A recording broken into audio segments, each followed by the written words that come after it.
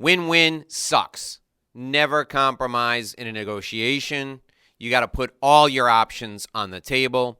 I'm going to share with you how and why you're doing this in this episode of the Do This Sell More Show. Hi there, my name is Dave Lorenzo. This is the Do This Sell More Show, the show where we take you inside the BS. That's right, we get you inside all the bullshit that's going on in business today. We give you business strategy. We give you the insider business secrets. And today we're talking about why win-win sucks in any negotiation and why you should never have a win-win philosophy. I want you to think for a minute as if you were a hostage negotiator and you're trying to get the prisoner released. Your only goal is to get that hostage out safely. A secondary goal may be to make sure there's no death on the other side. Make sure the hostage takers don't die. That's less important to you. Your primary goal is to get that hostage out safely, securely, make sure none of your people get hurt in the process. If you were to negotiate a win-win scenario, the hostage dies. I mean, you don't want the hostage taker to win because you can't afford for him to escape. You can't afford for the hostage to be injured or die. You can't afford for yourself or any of your people to be injured or die. So a win-win scenario is no good for you. In business, a win-win scenario is often disastrous. Let's say you're negotiating with a supplier and you have a specific profit margin you have to attain in order for your company to stay in business. And the supplier says, oh, you know what? Let's just do this. I'll meet you halfway. And that cuts into your profit margin by 50%. Your company's out of business. That win-win scenario doesn't work. Your goal is to win for yourself and to make sure you get what you need out of the negotiation. If you go into the negotiation thinking that you're going to give up half of what you need, you're going to lose. Win-win is a losing proposition. So here's how you have to focus yourself.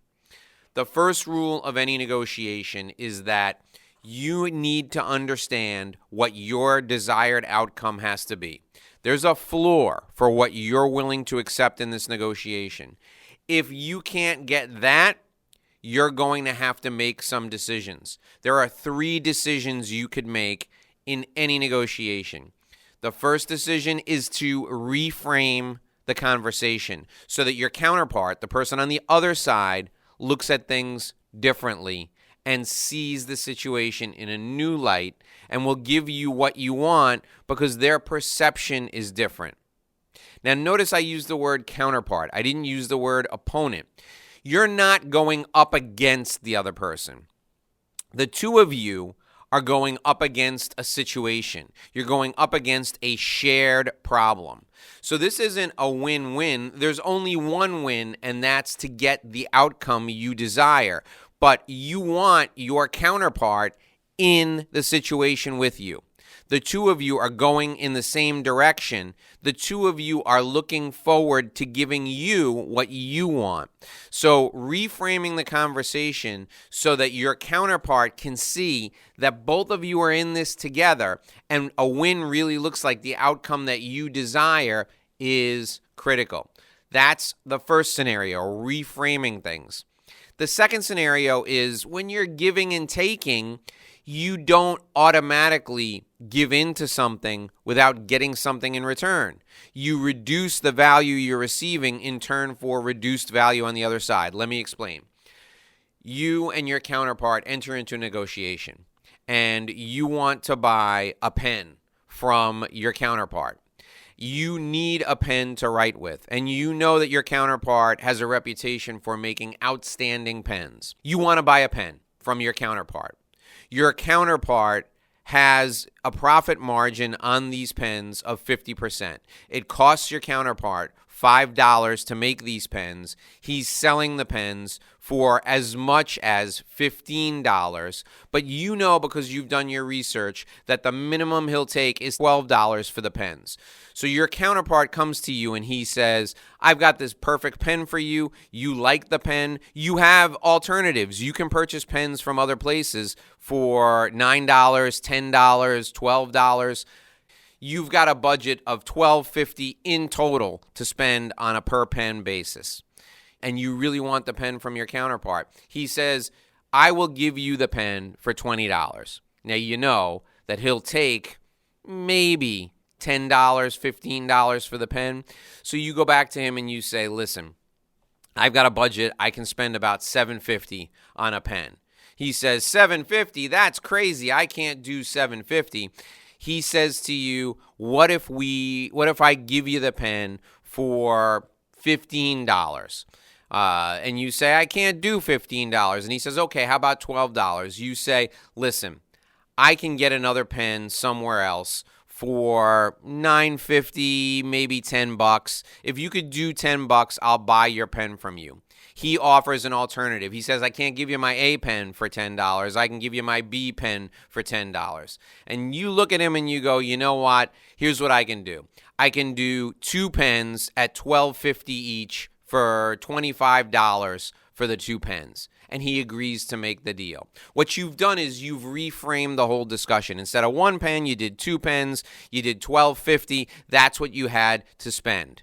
Your budget was $12.50. You ended up making a really great deal for yourself. You got what you wanted. He ended up selling 2 pens, which was more than he planned on selling. He was happy. The whole thing has been reframed.